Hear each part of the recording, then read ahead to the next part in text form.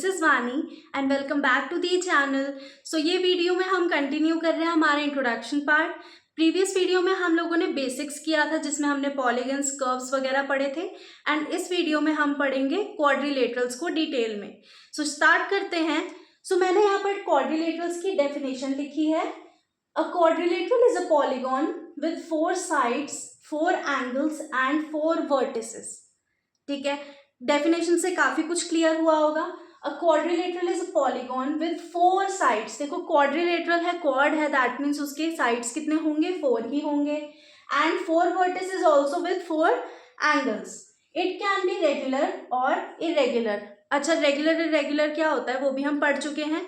Regular होता है जिसकी सारी साइड सेम होती हैं, रेगुलर में सेम साइड्स होती हैं एंड इरेगुलर में sides are not same, sides are not equal। इसमें इक्वल साइड्स होते हैं, इरेगुलर में अनइक्वल। जैसे कि रेगुलर में आ गया है स्क्वायर, स्क्वायर की सारी साइड्स इक्वल होती हैं। इरेगुलर में बहुत सारे आ जाते हैं, देखो जैसे ये वाला आ गया है रेक्टेंगल। अच्छा, इसमें रोम्बस भी जाता है, इसमें पैरेललोग्राम नहीं जाएगा बिकॉज इसमें अपोजिट साइड्स पैरेललोग्राम की इक्वल होती हैं। सो रोम्बस हो गया एंड स्क्वायर हो गया, ये रेगुलर हो गए। इरेगुलर में आपके चले जाएंगे parallelogram, trapezium and kite. Next हमारे पास है angle sum property of a quadrilateral. अभी हमने पढ़ा था प्रीवियस वीडियो में angle sum property of a polygon, जिसमें हमने इंटीरियर और एक्सटीरियर दोनों पार्ट्स के सम को पढ़ा था। यहाँ पर है angle sum property of a quadrilateral. ये आपको बात हमेशा याद रखनी है क्योंकि ये जो टॉपिक है, ये जो पॉइंट है, ये हमेशा आपको क्वेश्चंस में हेल्प करेगा। क्वेश्चंस में इससे रिलेटेड काम जरूर करना पड़ेगा आपको।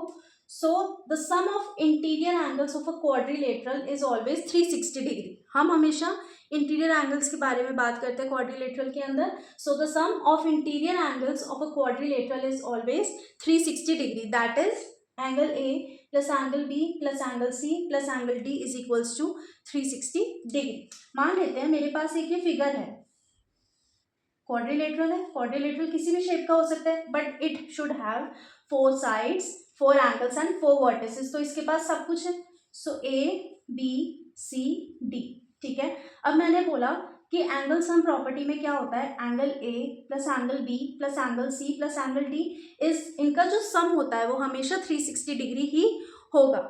ठीक है, अब इसका ना ये तो फॉर्मूला बड़ा सिंपल सीधा सा है, लेकिन इसमें क्या है कि आप लोगों को डेरिवेशन के थ्रू भी समझाया जाता है, जो अभी आप लोगों के कोर्स में नहीं है तो हम उसको इंक्लूड नहीं करेंगे। अभी आपको सिंपल बेसिक बात याद रखनी है, angle A plus angle B plus angle C plus angle D is equals to 360 degree. That means the sum of interior angles of a quadrilateral is always 360 degree. इतना पढ़ने के बाद नेक्स्ट हम आ गए हैं टाइप्स ऑफ क्वाड्रिलेटरल के ऊपर। Basic, important and last type है ये। इसके बाद हमारा इंट्रोडक्शन पार्ट खत्म हो जाएगा। सो इसको भी अच्छे से समझ लेते हैं क्योंकि क्वेश्चंस यहीं से भी बनेंगे। सबसे पहला टाइप आता है, इसके काफी सारे पार्ट्स होते हैं और हम फर्स्ट पार्ट कर रहे हैं, that is parallelogram. Types of quadrilateral में फर्स्ट टाइप है हमारा पैरेललोग्राम। पैरेललोग्राम में क्या प्रॉपर्टीज हैं, प्रॉपर्टीज से ही डेफिनेशन बनती है बट हम प्रॉपर्टीज को ही समझ लेते हैं। सबसे पहले है opposite sides are equal. Opposite sides are equal का मतलब है A B is equal to D C and A D is equals to B C. ठीक है, नेक्स्ट है opposite angles are equal, that is angle A is equals to angle C and angle D is equals to angle B. Clear. Next, adjacent angles are supplementary. That means adjacent angles मतलब जो साथ साथ बैठे होते हैं, चाहे angle A plus angle B हो, चाहे angle B plus angle C हो, चाहे angle C plus angle D या angle D plus angle A हो, इनका जो सम होगा वो क्या होगा, always supplementary, that is 180 degree. यानी कि यहाँ पर मैं ब्रैकेट में लिख भी देती हूँ, angle D plus angle A is equals to 180 degree always, चाहे कोई भी हो। ये मैंने सिर्फ एक ऐसा लिख के दिया है, एग्जाम में ये मत करना मैम ने कहा एंगल डी प्लस एंगल ए ही 180 डिग्री होगा। जितने भी एडजेसेंट एंगल्स हैं इनका सम क्या होगा, 180 degree. Next, diagonals bisect each other. हमने डायगोनल्स भी पढ़ लिए हैं। डायगोनल्स यानी कि जो 2 कॉर्नर्स को ज्वाइन करते हैं, सो यानी कि AC एक डायगोनल, DB एक डायगोनल, ये एक दूसरे को क्या कर रहे हैं, इंटरसेक्ट करते हैं। एंड देन हमारे पास आता है area of a parallelogram is base into height. ये हमारा पैरेललोग्राम का पार्ट था। प्रॉपर्टीज हैं, ऑपोजिट साइड्स इक्वल होती हैं, इसके बाद ऑपोजिट एंगल्स इक्वल होते हैं, ये हमारे डायगोनल्स बन जाते हैं, diagonals bisect each other, supplementary angle sorry adjacent angles का सम कितना होता है, 180 degree always. Another type that we are having is rectangle. Rectangle के अंदर भी प्रॉपर्टीज हैं जिनसे कि डेफिनेशन बन जाती है। First properties, all angles are 90 degree, that means angle A, angle B, angle C and angle D, सारे एंगल्स क्या होंगे हमारे, 90 डिग्री होंगे। Diagonals bisect each other, again यहाँ पर भी वही चीज है, AC diagonal is bisecting BD diagonal. Opposite sides are equal and parallel. अब एक बहुत बड़ी बात, पैरेललोग्राम में हमने क्या किया था, हमने कहा था ऑपोजिट साइड्स आर पैरेलल, हमने इक्वल नहीं बोला था, ठीक है। इक्वल का मतलब है, पैरेलल मतलब तो साथ चल रही हैं, इक्वल यानी कि एक लेंथ पे जाके वो सेम लेंथ पर कट हो रही हैं। सो यहाँ पर क्या है, opposite sides are equal and parallel, that means AB is equal and parallel to DC, AD is equal and parallel to BC.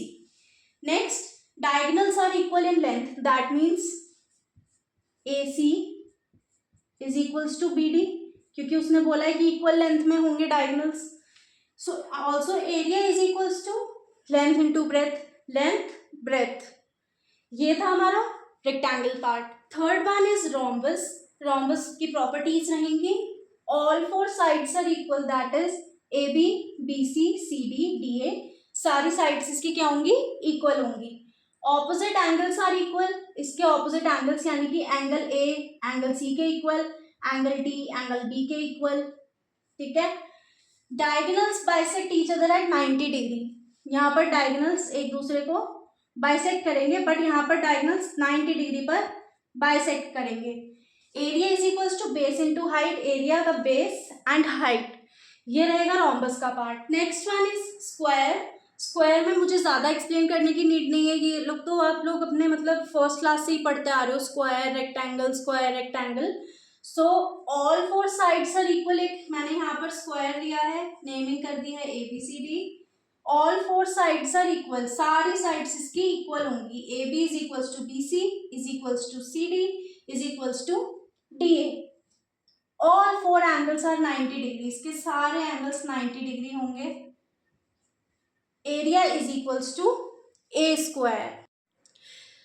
Next one is trapezium. Trapezium में प्रॉपर्टीज हैं, one pair of opposite side is parallel, figure ली है हमने, इनमें एक pair जो है ना ऑपोजिट साइड का पैरेलल होता है। यहाँ पर देखो इस फिगर में हमें साफ पता लग रहा है कि AB is parallel to DC, but इसने इक्वल नहीं कहा है क्योंकि ये इक्वल लेंथ की नहीं है, एक छोटी है एक बड़ा है, लेकिन चल साथ रहा है, तो यानी कि one pair of opposite side is parallel. Sum of interior angles is equals to 360 degree, ये हम पढ़ चुके हैं कि भाई जितने भी क्वाड्रिलेटरल होंगे उन सबका सम ऑफ इंटीरियर एंगल क्या होगा, 360 डिग्री ही होगा।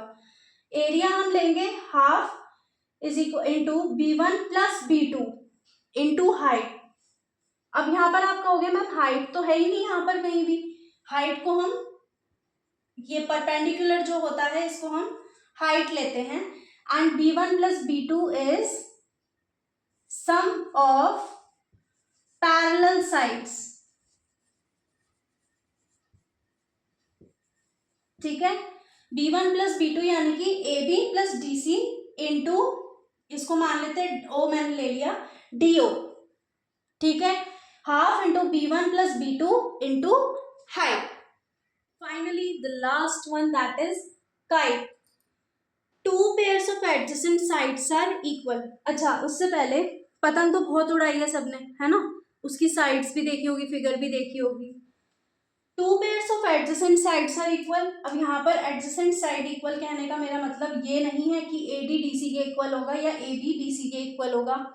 यहाँ पर देखो सबसे बड़ी बात, आप अपना दिमाग भी लगाना, AD है उसी के जैसा AB है, तो ऑब्वियस सी बात है AD